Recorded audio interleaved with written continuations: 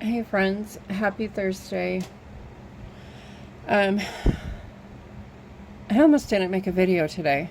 I'm not gonna lie. The heat has got me feeling pretty sick again.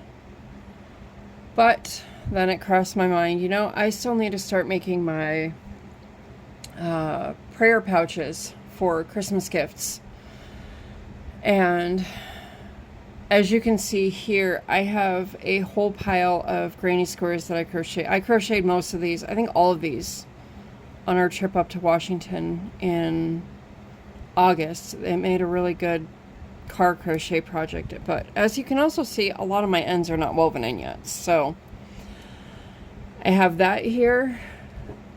I have just Mini Maker white yarn bee. These are actually not 99 cents anymore. I think they're about $1.49 or $1.59, which is still not bad for what we're going to do. And then I have a pair of scissors. I have my whole bag of notions. This is only part of my notions that I have. And then we have buttons. You're going to need a button. So all you need to get started on this project is going to be a granny square. I do have one here that is not, or that the ends are woven in. See, I'm telling you, my brain is just... Anyways, it is very hot here, again, in Southern California. So what I'm going to do, this always helps. I have these little clips here. These are good like stitch markers or placement markers. Those are just, nope, that's not what it was. I know these are, I think these are by Clover. These little hooks. I bought these at Michael's. So then we're going to also need, this is totally me not being prepared here.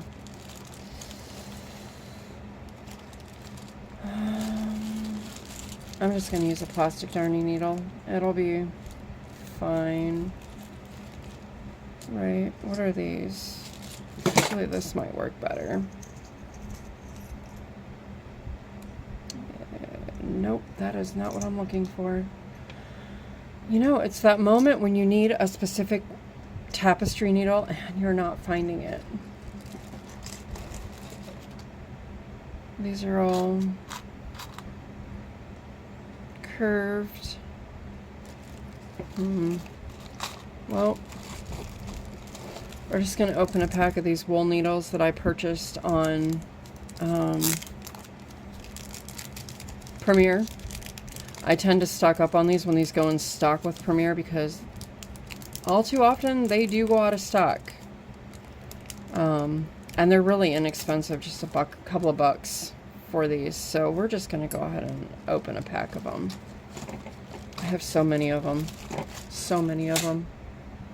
But it's because sometimes, depending how much you use them, this little plastic piece can break off. But let me tell you, if this plastic piece breaks off, don't get rid of the darning needle because you can still use this to tuck in your ends and stuff like that. So all hope is not lost if this breaks off.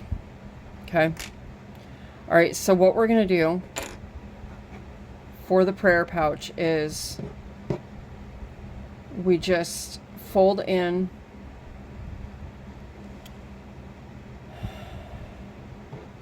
our corners like so that you have a little pouch. Okay, now the reason I said to have these clips handy is to help hold your sides down.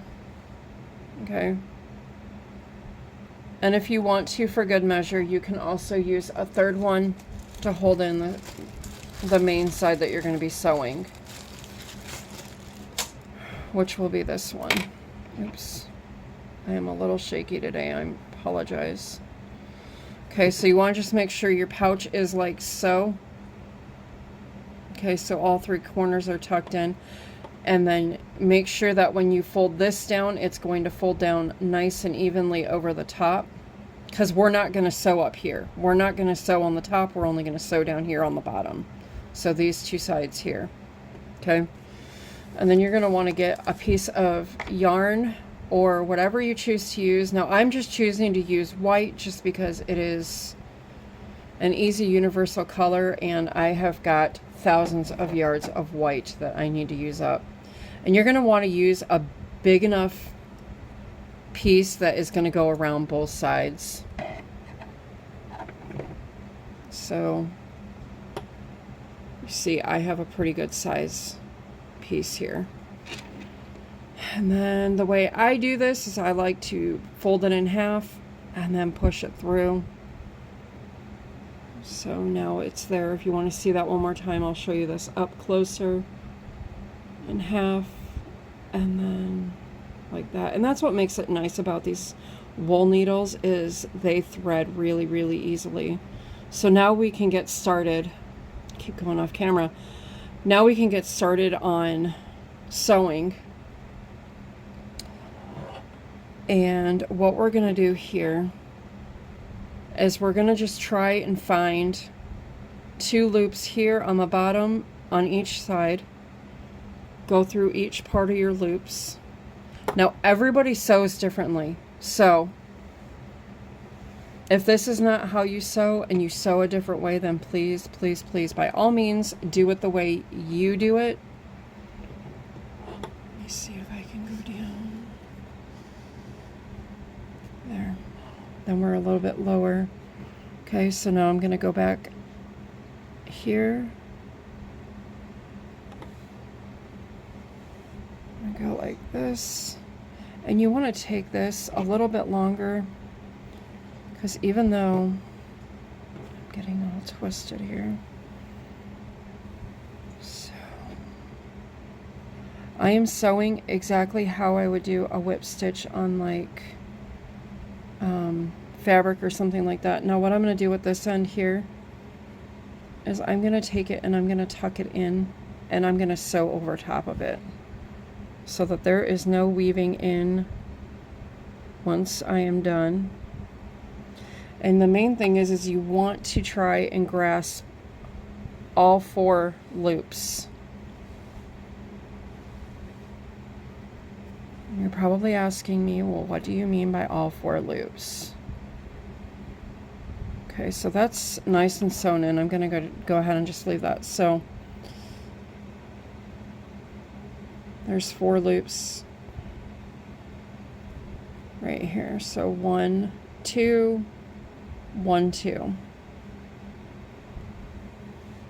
And again, if you don't want to use just a basic color like white or black or something like that, then please use the color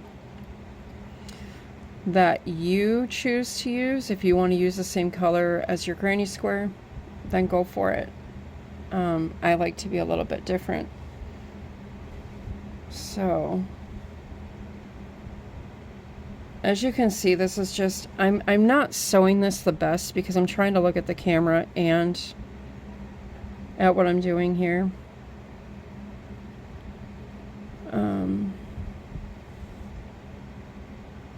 Another thing you can do is you can sew these inside out.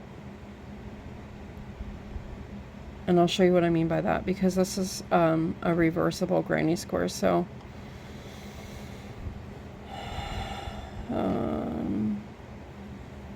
yep, just keep doing your whip stitch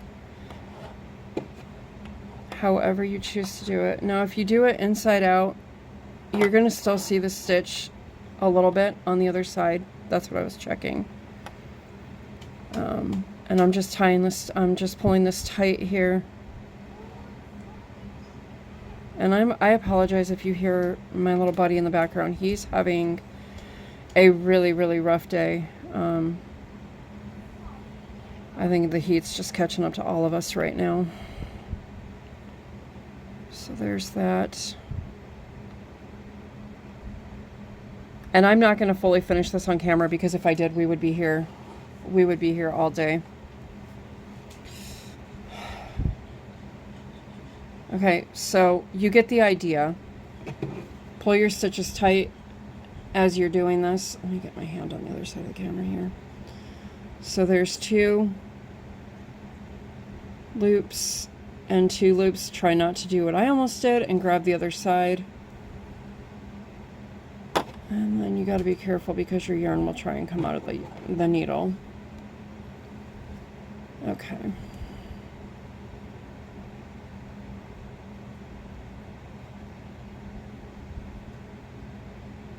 Okay. So you get the idea how to sew each one of these up.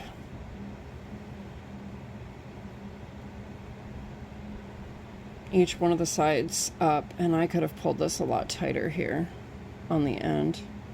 I'll pull my tail that's inside up. Okay, so now we are at a corner, right? You have one of two choices here. You can tie off and you can start all over on the other side, or you can do what I'm gonna do. Again, it is totally up to you. I'm probably not going to leave this. I probably will tie it off. I'm just showing you your options.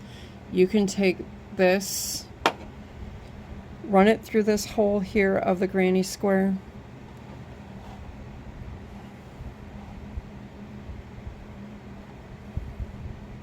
Like that. Okay, so now what we do is we would just come up the other side.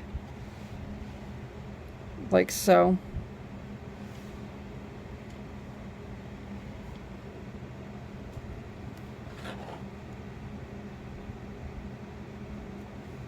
Okay.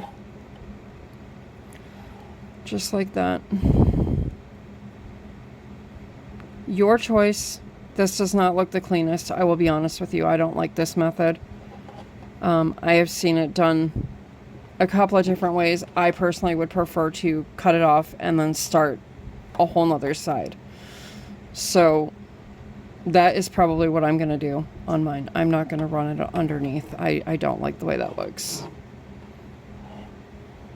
Okay. So you get the idea on how to sew. I'm just unweaving this.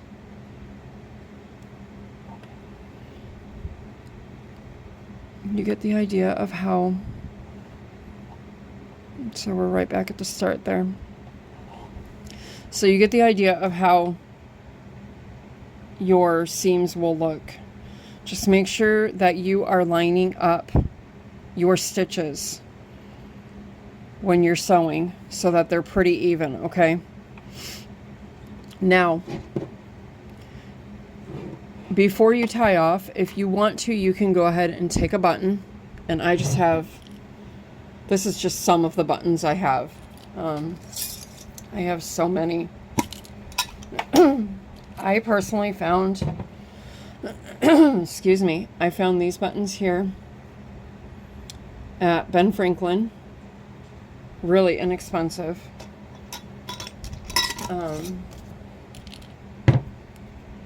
Just take your button and I would put it through right here.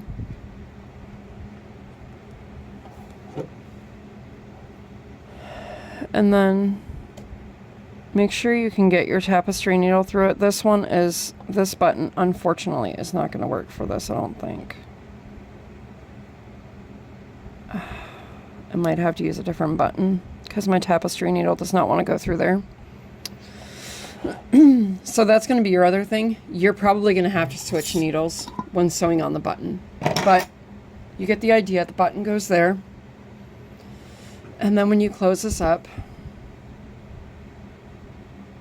you want to use a button, and this button's not going to work for this. So you're going to want to use a button that when you close it up,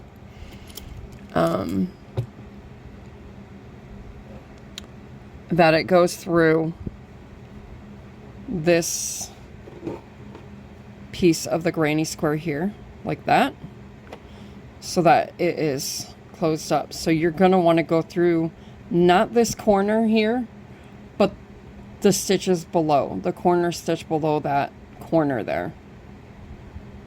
Okay, so right here is where you're going to want your button to be able to pop through. And again, you're probably going to have to use a regular sewing needle to get